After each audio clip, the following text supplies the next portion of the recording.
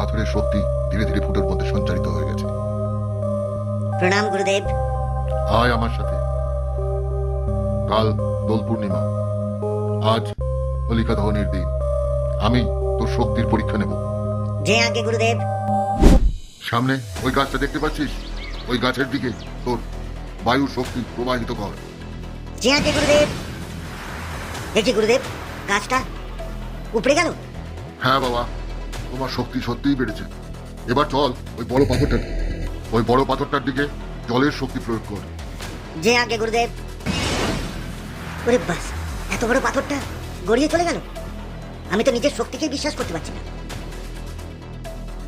এবারে চল ওই বড় শুকনো গাছটার কাছে, আর ওই গাছটার উপর আগুনের শক্তি প্রয়োগ কর। যে আগে সাধু বাবা। কি এত বড় গাছটা নিমেষে ছাই হয়ে গেল। এবারে নিজের শক্তিকে চিনতে পেরেছো তো বাবা? এই শক্তিকে ভালো কাজে ব্যবহার কর। যথা আজ্ঞা গুরুদেব। আর একটা কথা, কাল দোল, কালকে তোকে আমি কিছু বিশেষ শিক্ষা দেব। যে আগে সাধু বাবা। বস, আসতে পারি? এসো এসো। যদি কিছু মনে না করেন একটা কথা বলি। হ্যাঁ, কি বলতে চাও বলো। আসলে কদিন বাদেই দোল, আর আগে দোলের সময় আমরা অনেক কিছু করতাম, কিন্তু এখন আমরা তো ভালো হয়ে গেছি, তাই সেসব কাজ আর করতে পারবো না।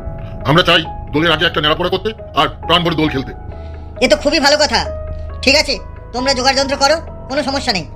আমি তোমাদের সাথেই আছি। মহামহিম, খুবই খারাপ খবর। কেন, কি হয়েছে? এমপিটার মতো মন্ত্রীটাও ভালোর দলে যোগ দিয়ে দিয়েছে। ওরা সবাই নেড়াপড়া করবে, দোল খেলবে, খারাপের বিরুদ্ধে ভালোর জয়ের উৎসব পালন করবে। করাচ্ছি ওদের খারাপের বিরুদ্ধে ভালোর জয়ের উৎসব। রংবাজ, কোথায় আছিস? তাড়াতাড়ি আয়। মহামহিম, আমি হাজির। আমি রংবাজ, কালো শয়তানদের মধ্যে সেরা রংবাজ। ভালো মানুষের মুখে কালি লাপাই আমার কাজ। আমি যাচ্ছি মহামহিম, ওদের নেড়াপড়া আর দোল বানচাল করতে। আর সাথে সাথে ওই 3টে পাথরও আমি আপনার জন্য জোগাড় করে নিয়ে আসবো। যদি তুই ওই পাথর 3টে জোগাড় করে নিয়ে আসতে পারিস, তাহলে আমি তোর হাত ফিরিয়ে দেবো। এখন গিয়ে আগে ওদের নেড়াপড়ার উপরে বসি, তারপর যখনই আগুন দিতে আসবে। নেড়াপড়াটা খুব সুন্দর সাজানো হয়েছে, বলো ওস্তাদ। হ্যাঁ, খুবই সুন্দর হয়েছে। এবারে বসকে ডেকে এনে এতে আগুন দেওয়াতে হবে। চলো তাহলে সবাইকে একসাথে করে নিয়ে বসকে ডেকে নিয়ে আসি। বস, মানে আমরা এসেছিলাম, তুমি যদি একটু নেড়াপড়াটায় আগুন দিয়ে দাও। হ্যাঁ হ্যাঁ, আমি যাচ্ছি। তোরা সবাই যা, ওখানে গিয়ে জড়ো হ। Yes boss. চলুন গুরুদেব, আমরা এখন নেড়াপড়ায় আগুন দিতে যাব, আর বাবা ভূতেশ্বরের পবিত্র দণ্ড দিয়েই আমি এই কাজটা করব। বাবা, খুব ভালো, খুব ভালো। আসুন গুরুদেব। হ্যাঁ, চল। পাস, এ তো মেঘনা চাইতেই জল।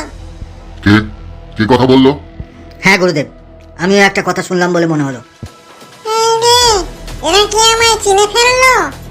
শোন ফুটো, তুই তাড়াতাড়ি আগুন লাগা, আর আমি জায়গাটাকে বেঁধে ফেলছি। যে আগে গুরুদেব। এই যা, আমি তো আটকা পড়ে গেলাম। এখন আমি কি করি? দেখি লাফিয়ে পালানো যায় কিনা। ওরে বাবা, আমি তো পালাতেও পারছি না। হাত দুটো জোগাড় করার আশায় এসে স্টেশনে জানটা খোয়াতে হয়। ও জ্বলে গেলাম, পুড়ে গেলাম। যাক, ভালোই নেড়াপোড়াটা কেটে গেল। এটা আমার জীবনের সব থেকে ভালো নেড়াপোড়া কাটালাম আমি। ঠিক বলেছিস, আমিও। কিরে, দোলের দিনে তোরা এরকম মনমরা হয়ে বসে আছিস কেন? আমার আগের জন্মের দোলের দিনের ঘটনা মনে পড়ে যাচ্ছে। আমারও। তা কি কথা, কি গল্প বল, আমিও শুনি। শুনেছি দুঃখের কথা বলে দিলে মন হালকা হয়ে যায়। সবাইকে ভালো হতে দেখে এখন আমার মনে হচ্ছে আমি বেঁচে থাকতে কেন ভালো হলাম না। তাহলে আমাকে আর ভূত হতে হতো না। কেন রে, কি করেছিলিস? আমার নিষ্পাপ বউটাকে আমি সন্দেহ করেছিলাম, সন্দেহের বশে খুব মেরেছিলাম। আর সে আমাকে বলেছিল তুই বলে মামদা হবি। তাই নাকি? আচ্ছা আচ্ছা, বল বল, তারপর বল। তারপর আর কি, হোলির দিনে শরীখানার বিষাক্ত মদ খেয়ে মরে গেলাম, আর মরে গিয়ে মামদ হলাম। ওরে বাবা, আগের জন্মের কি কথা মনে পড়ছে সেটা তো বল। তোর বাড়ি কোথায় ছিল রে? ওই তো ঘোড়া চকের পাশে শরীখানা, তার পাশেই মালতীপুর গ্রাম, আমাদের মালতীপুর। তোর বউ তাদের পাড়ার একজনের সাথে সম্পর্ক করতো, তাই না রে? হ্যাঁ হ্যাঁ, ঠিক ঠিক ঠিক, কিন্তু তুই জানলে কি করে? ডাল মে কুছ কালা হ্যায়। হ্যাঁ হ্যাঁ, বল তারপর বল মামদ, বল। যেদিন আমি মারা যাই, যেদিন তুই মারা যাস সেদিন হোলি ছিল, আর তুই কাজের থেকে তাড়াতাড়ি চলে এসেছিলিস, তাই না? একদম ঠিক, একদম ঠিক, কিন্তু এত কথা তুই জানলে কি করে? হোলির দিনে দোকান বন্ধ থাকবে বলে তুই মদটা আগের দিন কিনে এনে বাড়িতে রেখেছিলিস, তাই না?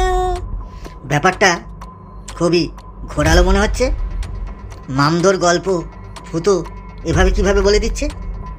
ওরে ভূতু, তুই কি গুনতে জানিস নাকি? হ্যাঁ, তুই তোর বউকে খুব মারলি, তারপর সারা বাড়ি তন্ন তন্ন করে খুঁজে কাউকে না পেয়ে শেষে মদটা নিয়ে খেতে বসলি, তাই তো? ভাগ্য ভালো আমার মুখ নেই, আমার মুখটা থাকলে তো এতক্ষণে আমি হা হয়ে যেতাম, আর সেই হায়ের মধ্যে দুনিয়ার যত পোকা মাকড় ইঁদুর বাদুর সব ঢুকে পড়তো। তাহলে শোন, আমি আরো বলি। বল ভাই, শুনি। তুই কোনোদিনই বরফ বা ঠান্ডা জল দিয়ে মদ খেতিস না। তুই এটাও জানিস? সেরি ভাই, তুই যদি বরফ বা ঠান্ডা জল দিয়ে মদ খেতিস তাহলে আমাকে আর এইভাবে মরতে হতো না, তোকেও মরতে হতো না। আরে, মামদোর ঠান্ডা জল দিয়ে মদ খাওয়ার সাথে ফুতো আর মামদোর মরার কি সম্পর্ক? হ্যাঁ, কি করে বেঁচে থাকতাম আমরা? তোর বউয়ের নাম ইমলি তো? হ্যাঁ। হ্যাঁ হ্যাঁ, ঠিক বলেছিস, কিন্তু তুই এত কিছু জানলি কি করে শয়তান? ওরে গাধা, তোর বউয়ের সঙ্গে আমার প্রেম ছিল তোর বিয়ে হওয়ার আগে থেকেই। আমি বেকার ছিলাম, আমার টাকা পয়সা কিছু ছিল না, খুব গরিব ছিলাম আমরা, তাই আমার সাথে বিয়ে না দিয়ে তোর সাথে বিয়ে দিয়ে দিল।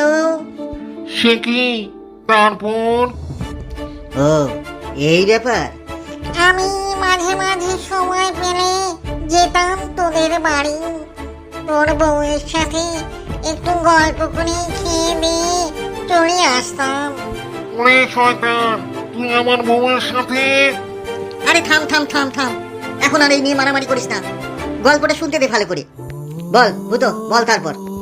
সেদিন হোলির দিন ভালো করে চিকেন দিয়ে ভাত খেয়ে তোর বউয়ের সাথে বসে একটু গল্প করছিলাম, এমন সময় হঠাৎ করে তুই চলে এলি, আর এমনি আমাকে ঠেলে তোদের ব্রিজের মধ্যে ভরে দিল, বলল তোর মদে নাকি ওষুধ মিশিয়ে দিয়েছে, যা খেলেই তুই ঘুমিয়ে পড়বি আর আমরা পালাবো। এ কি, এসব কি বলছিস তুই? এমনি এরকম করতে পারলো আমার সাথে? তারপর বল। তুই সারা ঘর তন্ন তন্ন করে খুঁজলি, তোর অনেক সময় লাগলো, আর ফ্রিজের মধ্যে ঠান্ডা আর বাতাসের অভাবে আমি মারা পড়লাম। তাও যদি তুই ঠান্ডা জলের জন্য ফ্রিজ খুলতিস তবে আমি হয়তো বেঁচে গেলেও যেতে পারতাম। তার মানে তুই সেই যার জন্য আমি মরেছিলাম? আমার কি দোষ বল? আমি তো কেবল ভালোবেসেছিলাম, তোর বউ মদে ওষুধ দিল, তুই খেলি, আমার কি দোষ বল? না না, তোর কোনো দোষ নেই, তোর কোনো দোষ নেই, দোষ আমার, আমি বিশ্বাস করে মরেছি। থাক থাক, আর কাঁদতে হবে না, চল আমার সাথে, বাইরে সবাই দোল খেলছে, সেখানে যাই। তোদের গল্পটা খুব ভালো লাগলো আমার, আর আমি চাই তোদের বন্ধুত্ব সারা সময় অটুট থাকুক। কেমন লাগলো আপনাদের দোলের এই স্পেশাল এপিসোড? ফুটোর সুপার পাওয়ার নিয়ে লেখা এই গল্প আপনাদের কেমন লাগছে? কেমন লাগলো ভূতো আর মামদোর কেমিস্ট্রি? সবশেষে রংবাজের রংবাজি কেমন লাগলো সেটা জানাতে ভুলবেন না। আগামী পর্বে আসতে চলেছে আরও রোমহর্ষক ঘটনাবহুল এপিসোড। ততক্ষণের জন্য tata. No, I don't take shit, I got no love for the fakeness. If you wanna play tough and wanna hate this, I'll always show up. I don't ever slow up, no I don't take shit. I got no love for the fakeness. If you wanna play tough and wanna hate this,